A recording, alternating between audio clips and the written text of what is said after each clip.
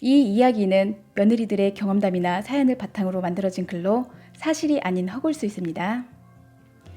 안녕하세요. 저는 이제 50살 먹은 여자인데 1년 전 남편이 대동맥 파열로 갑자기 죽자마자 아주 기가 막힌 일을 당했었습니다.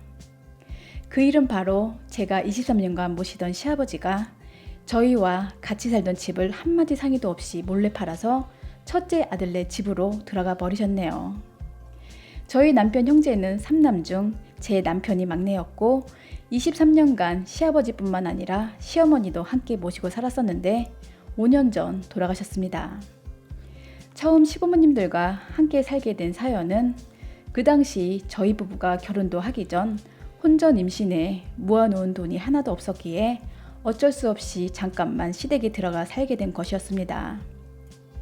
그러나 나중에 저희가 분가를 하려 하니 시부모님들이 이젠 본인들도 너무 늙어 외롭다며 죽을 때까지 저희와 함께 살았으면 좋겠다고 먼저 말씀을 하시더라고요. 저희에겐 아들과 딸이 있었는데 시부모님들이 사시는 의미가 저희 아이들을 보는 재미에 하루하루가 새롭고 즐거우시다며 같이 살면 지금 시아버지 명의로 된 집을 나중에 저희 남편에게 그대로 물려주겠다 하셨습니다.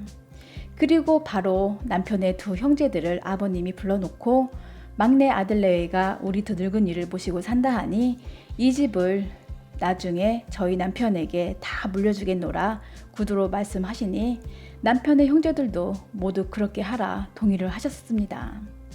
그래서 그 이후 시부모님들 집에서 저희 가족들은 쭉 함께 살게 되었고 시어머니의 치매로 인한 병수발도 돌아가실 때까지 당연히 대가 다 수발하며 지냈었는데 그 당시 시아버님은 제가 뱃속으로 나온 친자 자식들보다 낫다며 저를 많이 이뻐하고 고마워하셨었습니다. 또 다른 자식이었던 시댁 두 형님들과 아주버님들은 형식상 잠깐 왔다 갔을 뿐 저희 부부에게 시부모님을 맡기시고 나몰라라 신경도 안 쓰셨네요. 남편이 살아있을 적 중간에 제가 이제 이 집을 아버님 명의에서 당신 명의로 바꿔놓자 하니 남편 말하길 아버지가 준다고 했고 또 본인 형제들도 다 알고 있는 사실이니 나중에 아버지가 돌아가심 그때나 바꾸자 하며 미뤘었습니다.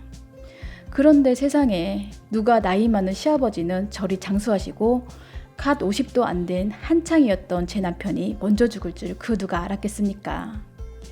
그래도 불행 중 다행인 건 남들은 평생 집 마련한다고 집에 올인했지만 저희는 그럴 필요가 없었기에 보험과 예금에 집중해 넣었기 때문에 남편 죽고 4억 정도의 보험금과 어느 정도의 국민연금을 매달 탈 수 있었습니다. 남편 직업이 일반 작은 회사 생산직에 근무하긴 했지만 그래도 꼬박꼬박 들어놓은 국민연금 덕분에 지금 제 생활에 많은 도움이 되고 있네요. 그렇게 남편 죽고 시댁 두 형님들이 장례식장에서 제 남편 보험은 어느 정도 들어놨냐는 등 돈은 좀 모아놨냐는 등 자꾸 떠보시더라고요. 뭐 꼭 말할 필요도 없었고 지금 남편이 죽은 이 상황에 돈 타령이나 하고 있는 시댁 형님들과 더 이상 긴 얘기를 하고 싶지 않아 살림이 어려워 들어놓은 게 하나도 없다고 해버렸습니다.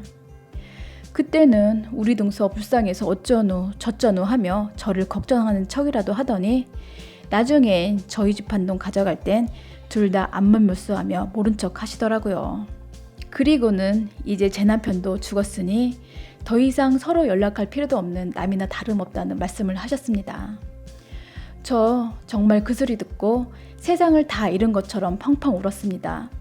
결국 시아버님의 의지인지 시아주버님들의 의지인지는 몰라도 나중에 우리 집 한 돈 1,000만 원만 저에게 내밀며 그동안 시부모님들 모시느냐 고생했으니 가서 월세라도 나가 살라 하는데 너무 기가 막히더라고요. 남편도 갑자기 가서 힘든데 23년이나 살던 정든 집까지 나가야 한다 생각하니 정신을 차릴 수가 없겠더라고요. 법적으로 알아보니 제가 가져올 수 있는 건 아무것도 없었고 전 그냥 철저히 그 집안의 노예로 하녀로 살았다는 생각에 너무 힘들었습니다. 예전에 저는 시부모님들께 정말 딸이었고 저 역시 이분들을 내 부모라 생각하며 있는 정 없는 정 다 붙이며 20년 넘게 살았는데 마지막에 이렇게 돌아오는 건 버림뿐이더라고요. 시아버지한테 더욱 서운했던 건 이젠 손녀도 손자도 눈에 안 보이셨는지 다 필요 없다 하시며 가셨는데 문제는 큰아주버님 댁으로 가고 3개월 후부터였습니다. 그렇게 다 팔고 뒤도 안 돌아보고 가실 때는 언제고 언젠간부턴 염치도 없이 때때로 저한테 전화하셔서 예전처럼 다시 저랑 살고 싶다는 뜻을 자주 내비치신다는 거네요. 우리 집 한 돈 아주버님들에게 다 털어주고 나니까 그 아들들이 또 그 며느리들이 이제 와서 성격도 안 맞고 냄새가 나고 더러워서 더 이상은 같이 못 살겠다 나가라고 구박을 하나 보더라고요. 그래서 시아버님은 맨날 아침 일찍 나와 늦은 저녁 때까지 떠돌다 들어가고 있지만 큰며느리는 지들 밥만 쏙 먹고 밥 먹었냐는 소리도 없이 아는 척도 안 한다 합니다. 그러니 자존심이 상한 시아버님은 견디다 못해 결국 또 만만한 저한테 연락을 하셨었는데 이젠 저도 예전에 착하고 그 지구주선했던 며느리가 아니기에 아버님이 내일 죽는다 해도 다시는 연락하지 마시고 막내 아들처럼 이 막내 며느리도 죽었다 생각하며 사시라 해버렸습니다. 시아버님을 23년이나 떠받들고 살던 며느리를 그리 하루아침에 매몰차게 버리시며 부귀영화를 누리고자 잘난 아들들을 찾아가셨으니 남은 인생 더 이상 비참하게 살지 마시고 진심으로 행복하게 잘 사셨으면 좋겠습니다. 한때 모시고 살던 정으로 이 말은 정말 진심에서 우러나오는 말이긴 하나 하늘이 인간의 도리를 저버린 시아버지의 추한 모습을 보시고는 아무래도 저리 천벌을 내리신 듯합니다.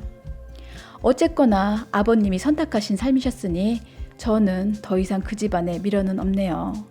그리고 한마디만 더 하자면 저 남편 죽고 진짜 저희 시아버님 의지에 돌아가실 때까지 평생 모시고 같이 살 생각이었습니다. 이제 제 아이들 다 커서 사회로 나갔는데 제가 누굴 의지하고 살 생각을 했겠습니까?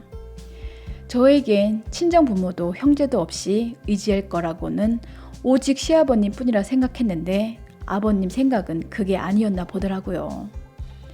전 지금 남편 보험금으로 28평 신축 아파트 사서 아무런 구애 없이 혼자 여유롭게 잘 살고 있습니다. 혼자 못 살 것 같았는데 또 이렇게 살아보니 잘 살아지며 예전에 알지 못했던 소소한 취미나 등산, 운동을 다니면서 새로운 즐거움을 찾으며 살게 되었네요.